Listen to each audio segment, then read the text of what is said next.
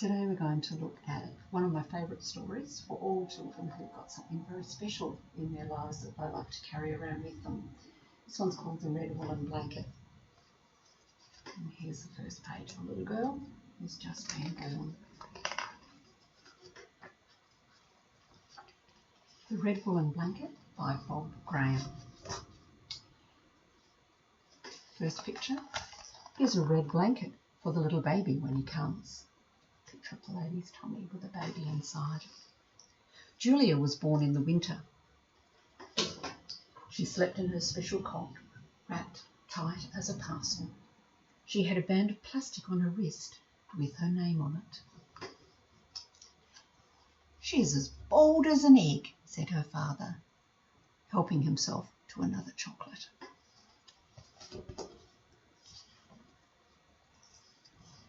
Julia came home from hospital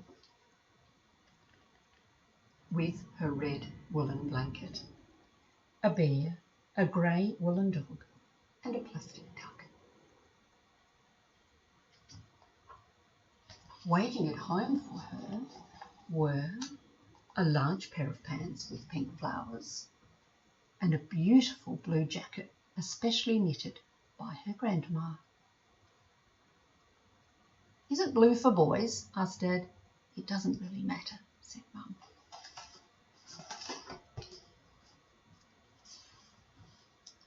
Wrapped up in her red woolen blanket, Julia slept in her own basket,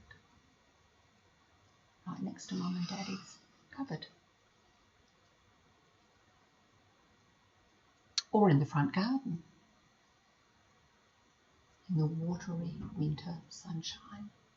There she is in her cot, in her pram, looking up at the trees around her. Still got her hair sprouted from holes in her tea cosy hat. She smiled. Nothing worried Julia. Julia grew. She slept in her cot and rocked and chewed the corners of her not-so-new blanket. This is with the sticky up in here. She rubbed the red woolen blanket gently against her nose. Lots of children do that, don't they? Something special they rub. Makes them feel really good. Julia's mum carried her on her back to the shops. The pack was meant to carry the shopping, but actually it's got Julia in it.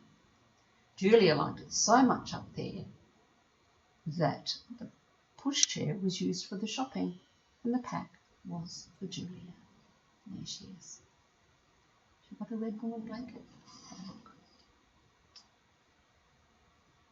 Your boy dropped his blanket. He's very cute. Thank you, she's a girl. Watch what happens when I pull this out of her mouth. She smiles. Well, Mums and Dad's very proud of her baby. When Julia was crawling, her blanket went with her. It was chewed and screwed and oiled. Some of it was left behind.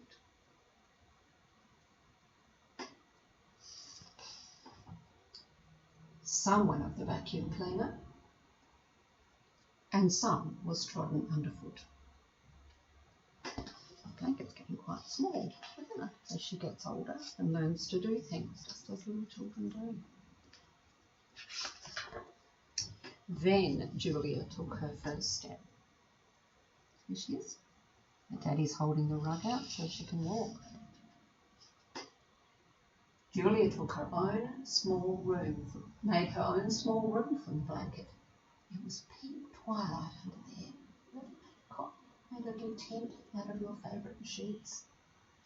From outside, the creature had a mind of its own. It heaved and throbbed. The dog was scared, but it was really only Julia underneath her blanket, wasn't it?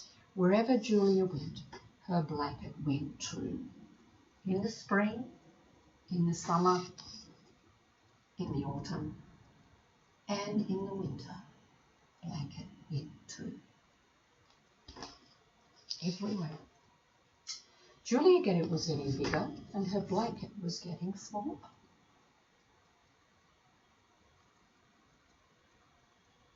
a sizable piece went under the lawnmower. Goodness gracious. And her dad said, if Julia ran off deep into a forest, said Father, we could find her way back by the blanket threads left behind. But like Hansel and Gretel. Blanket is there all the time. The day that Julia started school, she had a handy little blanket, not much bigger than a postage stamp. Because it would never do to take a whole blanket to school unless you were Billy, who used his blanket as a lone Avengers cape. Pretended his blanket was a cape. Sometime during Julia's first day at school, she lost the last threads of her blanket. Eating lunch. You can see whether the blanket's there. It might have been playing in the schoolyard or having lunch under the trees.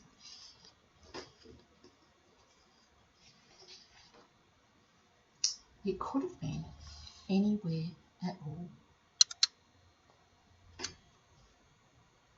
But she hardly missed it.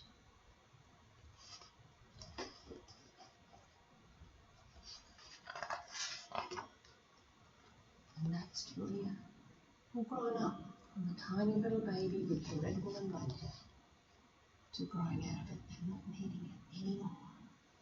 And that's the end of the story.